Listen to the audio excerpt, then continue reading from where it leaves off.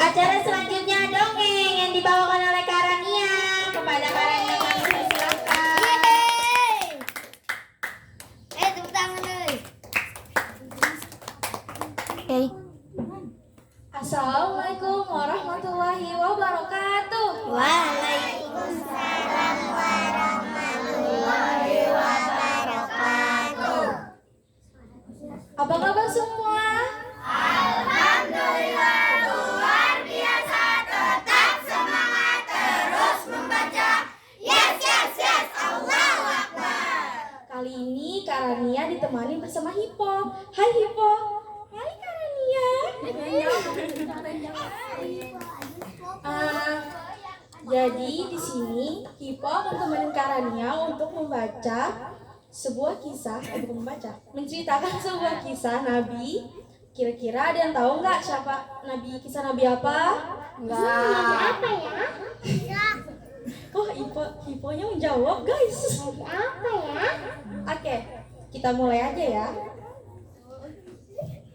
Jadi ini adalah kisah seorang nabi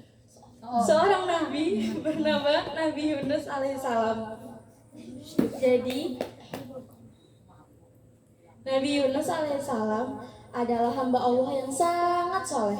Sebelum diangkatnya ia menjadi nabi dan rasul, ia memang seorang yang sangat ahli ibadah. Nabi Yunus selalu menyerukan kepada kaumnya untuk selalu menyembah Allah, meninggalkan sesembahan terhadap berhala, melarang kemaksiatan dan kedurhakaan. Tetapi dari sekian banyaknya kaumnya Nabi Yunus, hanya 2 orang yang mengikutinya, yaitu Rabil dan Tanu. Nabi Yunus selalu menyerukan kepada semua kaumnya dan memperingati kaumnya bahwa jika dalam 40 hari mereka tidak bertaubat, maka Allah akan menurunkan azab untuk kota itu. Tetapi bukannya takut, mereka malah terang-terangan menunggu azab itu datang. Lalu Nabi Yunus pun berputus asa. Ia pergi meninggalkan kaumnya, pergi meninggalkan kotanya, dan pergi begitu saja tanpa perintah Allah. Lalu saat itu, setelah kepergian Nabi Yunus dan setelah 40 hari kemudian, kaum Nabi Yunus pun terbangun di pagi hari dan melihat langit pagi itu sangat gelap, sangat-sangat gelap. Dan di siang harinya, langit berwarna merah seperti api yang hendak turun menimpa mereka. Lalu kaum Nabi Yunus pun berbondong-bondong mencari Nabi Yunus, tapi Nabi Yunus tidak ditemukan. Kira-kira apa yang terjadi ya Hipo? Apa ya? Jadi kaum Nabi Yunus pun akhirnya bertobat kepada Allah. Mereka memohon ampun atas kesalahan mereka. Lalu dengan kesungguhan mereka untuk bertaubat, Allah pun tidak jadi menurunkan azabnya di kota itu. Di sisi lain, Nabi Yunus tidak tahu ingin kemana. Ia berjalan-jalan sampai di dekat tepi laut yang sangat luas dan menumpang di sebuah kapal. Sebenarnya kapal itu sudah banyak muatannya, sudah banyak penumpang, tetapi Nabi Yunus tetap ikut dalam situ. Dan di tengah laut, kapal itu pun terombang-ambing tidak terkendali karena dihantam oleh badai dan ombak yang sangat dahsyat. Dan para penumpang itu pun membuang semua perbekalan mereka, barang-barang mereka ke dalam lautan agar muatannya bisa ringan dan kapalnya bisa kembali tenang. Tapi dari yang mereka lakukan tidak ada hasilnya. Kapal itu pun terus saja terombang-ambing. Dan sang nahkoda pun akhirnya memutuskan untuk melemparkan satu penumpang ke dalam laut. Kira-kira siapa ya yang dikeluarkan? Nabi Ibu Yunus. tahu? Nabi Yunus. Jadi supaya adil, mereka pun mengadakan perundian. Sampai 3 kali berturut-turut hanya nama Nabi Yunus yang keluar namanya. Alhasil tidak bisa menolak, Nabi Yunus pun dilemparkan ke lautan yang ganas itu. Wah, Hipo, mengerikan ya. Kalau Ibu jadi Nabi Yunus, Ibu pasti takut. Jadi setelah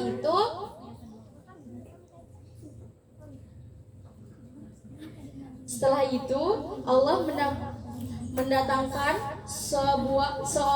seekor paus yang sangat besar untuk menelan Nabi Yunus hidup-hidup. Lalu di dalam ikan paus pun Nabi Yunus tersadar akan kesalahannya. Ia meninggalkan kotanya, meninggalkan kaumnya tanpa seizin Allah. Maka ia pun berdoa, berzikir dan memohon ampun kepada Allah. Dia mengatakan, "Ya Allah, tiada Tuhan selain Engkau, Maha Suci Engkau. Sesungguhnya aku telah merugikan diriku sendiri dan aku tergolong orang yang zalim." Dan saat itu dengan rahmat Allah pun Nabi Yunus pun dimuntahkan dari ikan paus dan terdampar di tepi pantai, di tepi laut. Dalam keadaan itu Nabi Yunus benar-benar sangat lemah, hingga beberapa saat Nabi Yunus pun kembali kekuatannya dengan izin Allah. Ia pun segera datang untuk menemui kaumnya, dan tidak disangka kaumnya pun menyambutnya dengan sangat gembira, dengan sangat terhormat. Akhirnya Nabi Yunus pun menyeru lebih dari 1.000 orang untuk diajarkannya dan untuk menerima ketaatan kepada Allah. Dan karena ketaatan dan orang-orang soleh di dalam situ, Allah pun melimpahkan rahmatnya di dalam kota itu. Allah pun memberikan kejayaan, kemakmuran, dan kenikmatan di dalam kota itu. Sekian, tamat. Masih ada lagi. Hipo, gimana kalau kita kasih pertanyaan? Ada 2 pertanyaan ini, jadi tahu dong siapa yang dengarkan, siapa yang nggak dengarkan. Ayo. Ibu nggak tunjuk. Oh, Hipo mau nunjuk? Oke, Hipo akan nunjuk ya. Pertanyaannya apa karangnya? Pertanyaannya, tadi kan Nabi Yunus di dalam ikan paus berdoa. Iya kan? Iya. Berzikir yang artinya Maha Suci Engkau, tidak Tuhan selain Engkau, aku tergolong orang yang zalim. Nah, bahasa Arabnya apa ya? Ada yang tahu? Oh, kan Hipo yang memilih. Ayo Hipo, siapa? Iya, Oh, Ijah. Ayo Ijah. Wah, Ijah tahu. Apa bahasa Arabnya?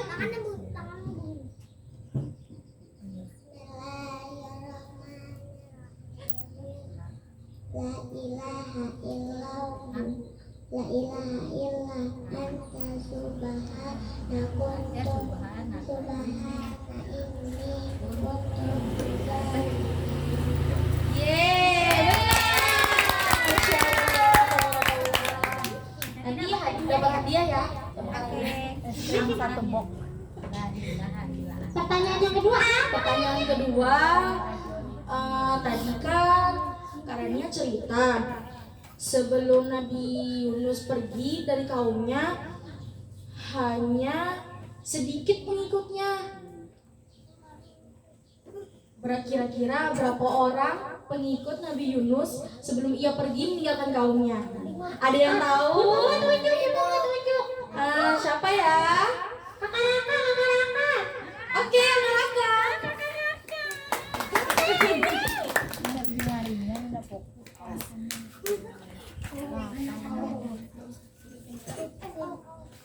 Ayo, berapa? 2 orang. Ya, betul.